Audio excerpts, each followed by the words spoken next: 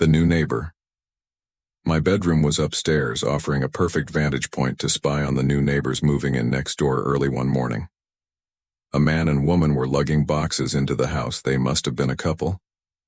My gaze drifted to their vacant upstairs bedroom window directly across from mine. It was open, and there stood a girl about my age.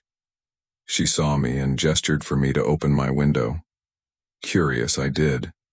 Leaning out, she cupped her hands around her mouth and whispered, "Nice to meet you, I'm Lily." I laughed. "Nice to meet you, Lily. I'm Jack." She smiled mysteriously. "Keep your window open," she said before disappearing from view. Puzzled, I wondered why she wanted my window open.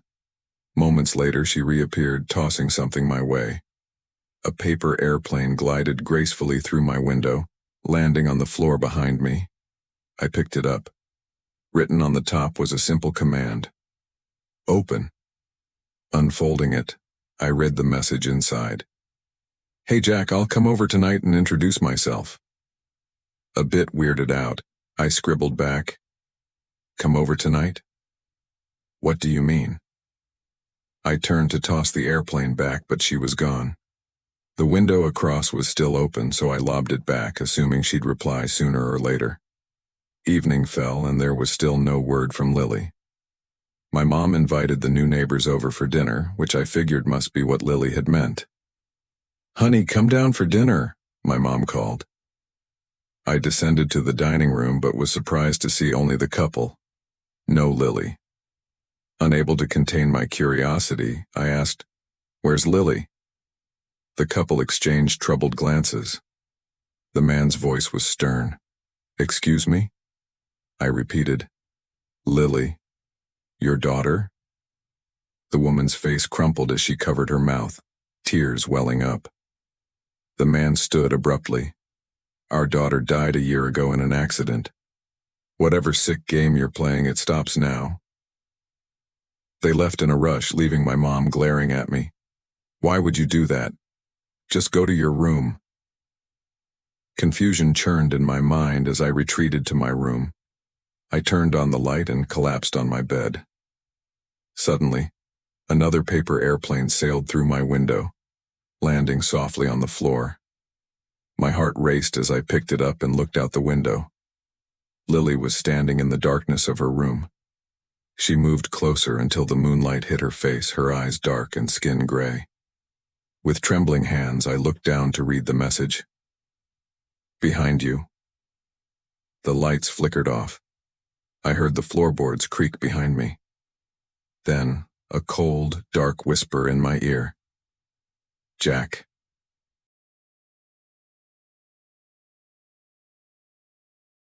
Mrs. Amber. I never thought I'd be the one living through a real-life horror story, but sometimes life throws you into unimaginable situations.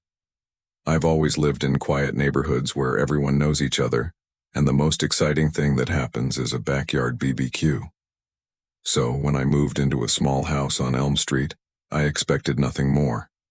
It was the kind of neighborhood where kids played outside until the streetlights came on and neighbors waved to each other while mowing their lawns. My next-door neighbor, Mrs. Amber, was an elderly widow who spent her days tending to her flower garden. She was friendly, always greeting me with a warm smile and a plate of freshly baked cookies. Little did I know her seemingly harmless presence was the beginning of my nightmare. It all started with a simple request. One evening, as I was coming home from work, Mrs. Amber called me over from her garden. Her frail figure stood among the flowers, and she asked if I could help carry some heavy items. I agreed, thinking it was the neighborly thing to do. She led me into her house, a place I had never been before. The inside was a stark contrast to her well-kept garden. It was cluttered with old furniture, knickknacks, and a staggering number of porcelain dolls. They lined the shelves, their glassy eyes seeming to follow me as I moved. I couldn't shake the feeling of being watched. Mrs. Amber guided me to the basement, explaining that she needed some boxes brought up. As I descended the creaky wooden stairs, a musty odor filled the air. The dimly lit basement was packed with old items and more dolls in every corner. I found the boxes and began hauling them up, one by one. On the final trip, I noticed a small, locked door at the far end of the basement. Curiosity got the better of me, and I asked Mrs. Amber about it. Her friendly demeanor shifted slightly, her eyes narrowing as she said it was just an old storage room. I nodded, not wanting to pry further, and finished my task. That night, as I lay in bed, I couldn't shake the strange feeling from Mrs. Amber's basement. Something about that locked door nagged at me. I tried to brush it off as overactive imagination, but sleep didn't come easily. In the following weeks, odd things started happening. I heard strange noises coming from Mrs. Amber's house late at night. A faint humming sound, accompanied by whispers. Sometimes, I was certain I saw shadows moving behind her curtains. I convinced myself it was just the quirks of an old house and an old woman. One evening I came home to find a small, intricately carved wooden box on my doorstep. There was no note, but I knew it was from Mrs. Amber. Hesitant, I brought the box inside and opened it. Inside was a porcelain doll, identical to the ones in her house. Its eyes seemed unnervingly lifelike, staring up at me. A chill ran down my spine. When I got home, I threw the doll away. But the next day, it reappeared in my house. I tried to get rid of it multiple times, but it always came back to the same spot. The next day, I decided to confront Mrs. Amber about the doll. However, when I knocked on her door, there was no answer. I peered through the window, but the house was dark. Worried, I called the local police to do a welfare check. When the police arrived, they found the door unlocked and went inside. I anxiously waited outside, my heart pounding. After what felt like an eternity, one of the officers emerged, his face pale. He told me that Mrs. Amber was nowhere to be found. The house was empty, except for the dolls. The police conducted a thorough search, but there was no trace of her. She seemed to have vanished into thin air. The officers assured me they would continue their investigation, but something in their tone told me they didn't expect to find her. That night I couldn't sleep. The doll Mrs. Amber had given me sat on my dresser, its eyes seeming to follow my every move. Desperate for answers, I decided to take matters into my own hands. I waited until it was late, then snuck into Mrs. Amber's house. The silence was eerie as I made my way to the basement. My flashlight flickered, casting unsettling shadows on the walls. When I reached the small locked door, I hesitated. My heart pounded as I fumbled with the lock. The door creaked open, revealing a hidden room. The air was thick with an oppressive energy.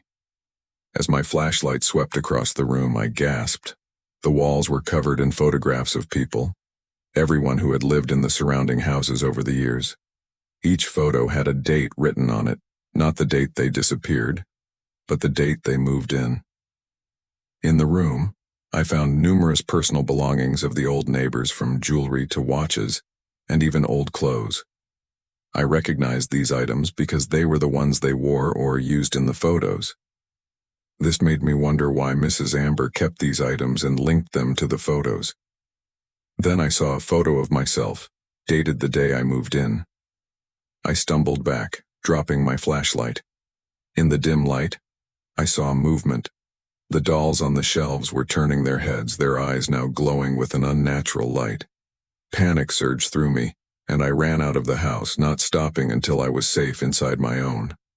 I locked every door and window, my heart racing. The police didn't believe my story. They chalked it up to stress and an overactive imagination. But I knew the truth. Mrs. Amber wasn't just a sweet old lady. She was something far more sinister. A while later, I couldn't find the outfit I wore on the day I moved here. And now, every night I hear the humming and whispers from her house, growing louder and closer.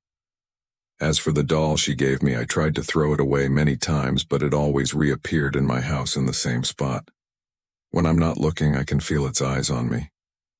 I don't know what she did to those people or where she went, but I do know one thing. I'm next.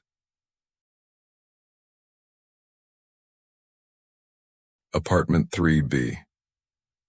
You know those old apartment buildings with the creaky floors and paper-thin walls?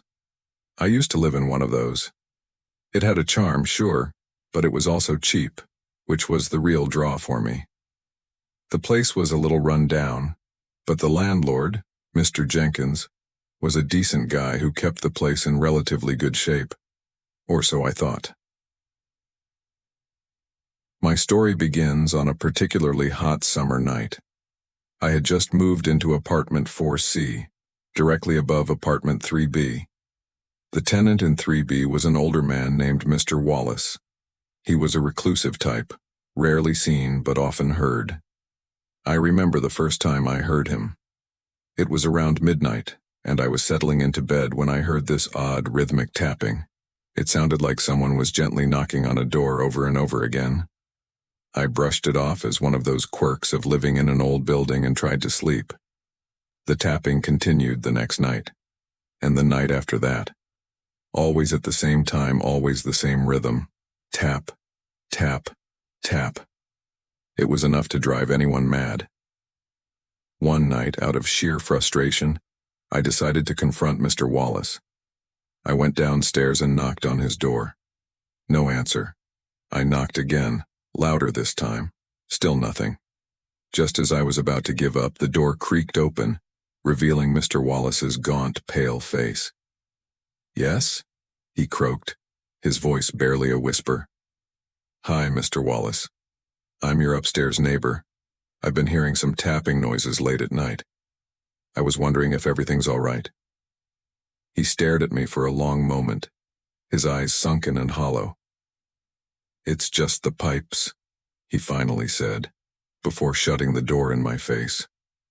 I went back to my apartment feeling unsettled. The tapping continued. It was driving me to the brink of insanity. I decided to talk to Mr. Jenkins about it. When I brought up the issue, he gave me a puzzled look. "Mr. Wallace," he said, "there's no one living in 3B. I felt a chill run down my spine. "What do you mean?" "I just spoke to him last night." Mr. Jenkins shook his head. 3B has been vacant for months. Mr. Wallace passed away last year. I was stunned. There was no way. I had seen him, spoken to him. Desperate for answers, I convinced Mr. Jenkins to let me into 3B. The apartment was dark and musty, filled with dust and cobwebs. It looked like it hadn't been touched in ages. But then I saw something that made my blood run cold. In the corner of the living room was an old wooden rocking chair. It was gently rocking back and forth, as if someone had just been sitting in it. I approached it cautiously, my heart pounding in my chest. That's when I noticed the photographs scattered on the floor. They were old, black and white photos of Mr. Wallace and what I assumed to be his family. In every single photo, he was standing with a tall, shadowy figure behind him, its face obscured. I felt a presence behind me, a cold breath on my neck. I turned around, and there he was, Mr. Wallace, or what was left of him. His eyes were hollow sockets, his skin a sickly gray. He reached out to me, his skeletal hand inches from my face.